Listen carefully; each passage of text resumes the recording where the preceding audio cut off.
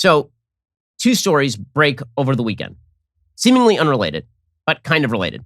Okay, one is this amazing story about how China had developed this massive missile technology that basically took the United States by surprise. A lot of people are calling it a second Sputnik moment. Sputnik, of course, is the moment when the Soviet Union was the first to launch a spacecraft that actually orbited the Earth, and the rest of the world is like, whoa, where did the USSR come from here? We thought that they were way behind technologically speaking. This, of course, launches the space race and leads to President Kennedy suggesting that eventually we're going to go to the moon. Right? All of this was about the Soviet Union surprising everyone with the technological prowess of sending a spacecraft into Earth orbit.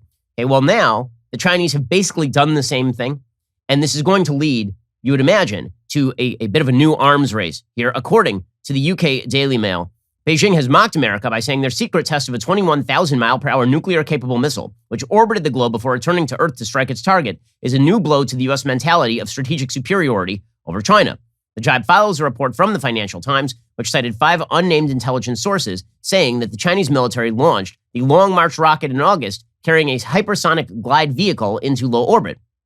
It circled the globe before descending toward its target, which it missed by about 24 miles in a technological development that would overcome U.S. anti-ballistic missile systems. So right now, the United States has anti-ballistic missile systems that are largely based in Alaska, because the idea is that if the Chinese were to fire a missile capable of striking the United States, it would have to travel over the north part of the globe, and then we would see it, and then we would be able to use our anti-missile technology and shoot it down from Alaska. But the new technology allows the Chinese to strike the United States from the south by sending a missile into low orbit. The incident caught the U.S. intelligence community by surprise. It shows China has made astonishing progress on the development of its hypersonic weapons, according to sources. One person familiar with the test said, "We have no idea how they did this."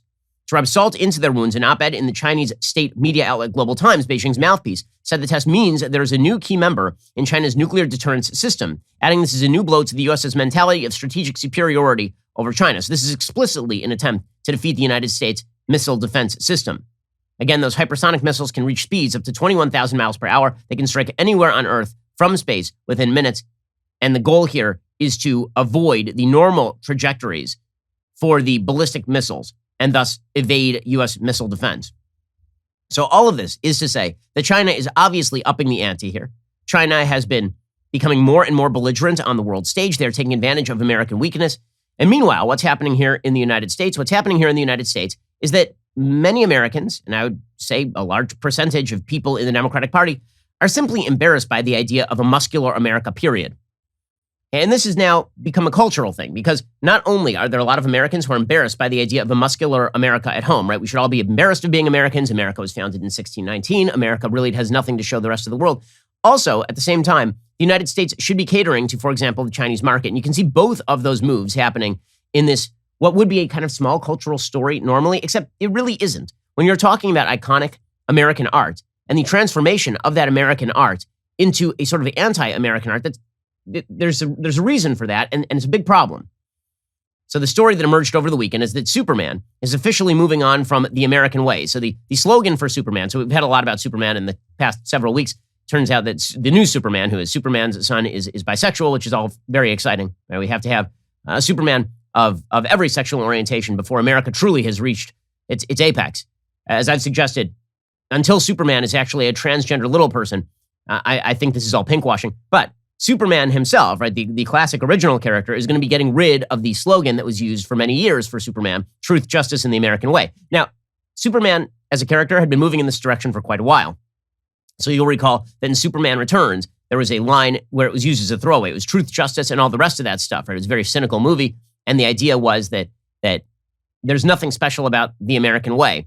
And truth be told, if you go back internationally to the Superman character, Superman had used a variety of different slogans over the years. But the one that everybody identified with Superman was truth, justice, and the American way, because that was coined during the 50s. And then it was used again in the Christopher Reeves movie of the same title, Superman, in which he says truth, justice, and the American way. And well, now they're getting rid of it officially. Jim Lee, the chief creative officer and publisher of DC, announced on Saturday during the virtual fan event at DC Fandome that the Man of Steel's motto will be evolving from the well-known mantra that he fights for truth, justice, and the American way. Superman's new mission statement is truth, justice, and a better tomorrow, which, of course, suggests that the American way is not all that great. We need, quote unquote, a better tomorrow. which sounds, frankly, like every other revolutionary movement that has ever taken place on planet Earth. Truth, justice, and a better tomorrow. And it'd be indistinguishable from a Chinese Superman. What exactly would a Chinese Superman say? Presumably truth, justice, and a better tomorrow. In a press statement, the company said the decision is meant to, quote, better reflect the storylines we are telling across DC and to honor Superman's incredible legacy of over 80 years of building a better world. And so, as I say, the fact is that Truth, Justice, and the American Way didn't start with the first Superman books. It was used during the Adventures of Superman TV series in the 1950s, but there's no question that it was the slogan that was most associated with Superman over the life of the character. And now, of course, the new Superman is not just bisexual, he also marches in favor of climate change regulation and all the rest. Okay, so why is this important and what's the juxtaposition to China firing hypersonic missiles? The idea is that nature abhors a vacuum and so does international politics. When great empires like the United States, and the United States is a great world empire, it may not be a territorial holding world empire in the same way as the British Empire, but it is the global hegemon. When a global hegemon decides that it is no longer interested in global leadership, when it starts navel gazing and seeing that it is actually the problem and that we have to change our own ways, that we need to bring everybody home. We need to forget about our role in the world. We need to forget about our own ideals and how they stack up against other ideals. Because after all, the United States has its own problems. When hegemons start to do this, other countries take advantage of this. Okay, other countries are going to step into the breach. A hesitant United States, a United States that believes that it is not inherently good, that there's no such thing as, quote unquote, the American way, when your entire culture has decided that the American way is really more akin to racism, bigotry, homophobia, inequality. And when you stack up the United States not against the other countries of the world in terms of what the United States does and has done, but in terms of some sort of utopian ideal, you're always going to fall short. But I'll tell you what, China is not having any of those same sorts of issues, right? China right now is doing two things, right? They are muscular on foreign policy and they're hyper-jingoistic at home. So China, infamously last week, decided they were going to take down the last monument to the victims of Tiananmen Square in Hong Kong. And the rest of the world kind of shrugged.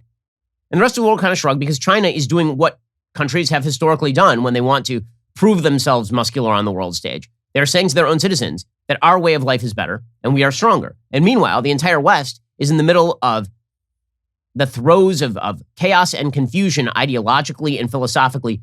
This sort of internally driven is what's wrong with us? Why are we so bad? We're the problem.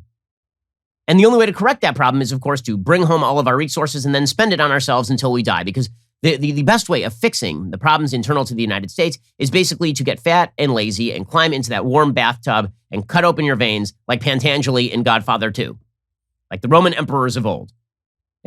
Declining, dying empires act like the United States is acting right now. Empires that are on the rise act like China. Now, the part of this that's so astonishing in terms of the attitude is that China is uniquely vulnerable right now. So combined with China's new jingoism is an economic jingoism that's really bad for their economy. Because here's the thing.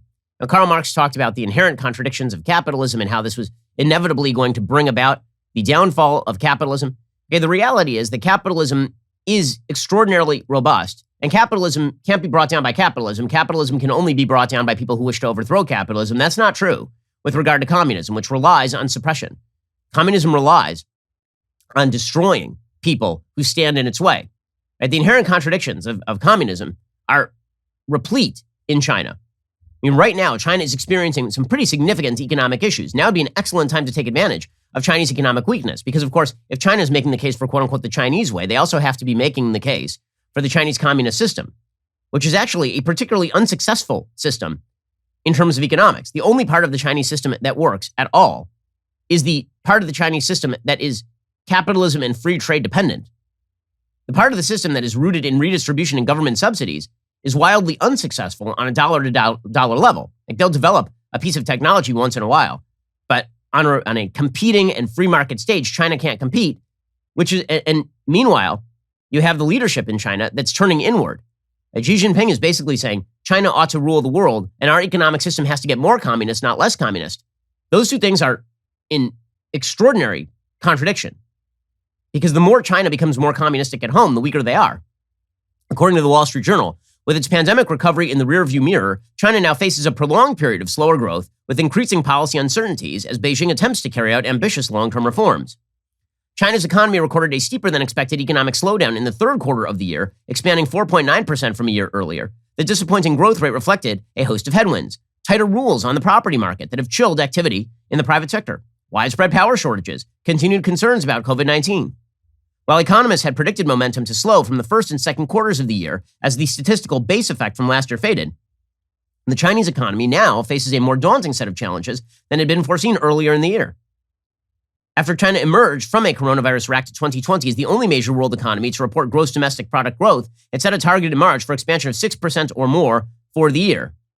At the same time, Beijing made it clear it wanted to use the extra breathing room to take on long festering issues in the economy, including reining in household and corporate debt, particularly in the country's frothy housing market, as well as pursuing ambitious climate goals and more tightly regulating technology sector practices that have been seen as widening inequality. So China decided to double down on the communism and Maoism of its economic program, as opposed to doing what a lot of people thought they would do, which is sort of a continuing embrace of the gradual reopening here of the Chinese economy.